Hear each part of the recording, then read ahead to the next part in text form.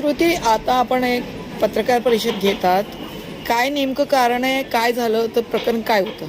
काल रात्री 1 वाजता आमच्या घराच्या आजूबाजूने 30 ते 35 पोरं एका बाजूने गेले आणि परत 1 तासाने परत त्यांचा आवाज आला, म्हणून मी घराच्या बाहेर आले.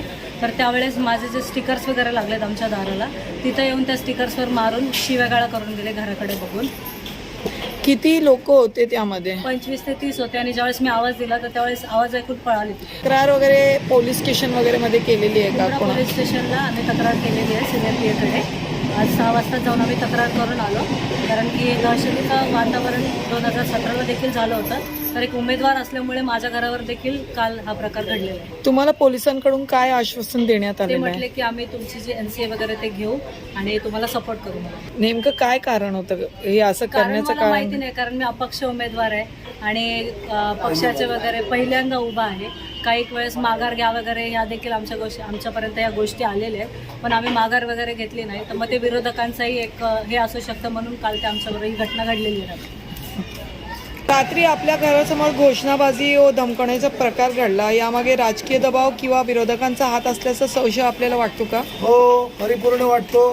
कारण की हे अपक्ष उमेदवार आहे आणि अपक्ष उमेदवारासमोर सगळे भलाढ्य मोठे मोठे कोट्याधीश उभे आहेत आणि अपक्ष उमेदवार हे गोरगरीब भोजनातून आलेली मुलगी आहे.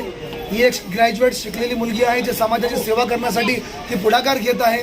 पण वारंवार बाहेरचे लोक या रेती बंदरला हलक्यामध्ये घेऊन वारंवार दहशतीचा माहोल तयार करतात. त्यांना असं वाटतं की आम्ही घाबरून जाऊ, पण डॉक्टर बाबासाहेब आंबेडकरांनी आम्हाला सगळ्या रंजल्या गंजलेल्या लोकांना घटनेमध्ये निवडणूक लढण्याचा आणि लढवण्याचा अधिकार दिलेला आहे. पण तो अधिकार कुणीही मायकाला हिसकावून घेऊ शकत नाही. आम्ही ठाम आहोत.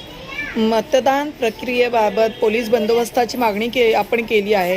प्रशासनाने वेळेत कारवाई केली नाही, तर आपण याला लोकशाही या निष्पक्ष निवडणूक प्रक्रियेवरील धोका मानता का? हो, मानू शकतो. जर त्यांनी बंदोबस्त दिला नाही आणि जर पारदर्शकते पद्धतीने जर निवडणूक झाली नाही, तर आम्ही याचा काय निषेध करतोच.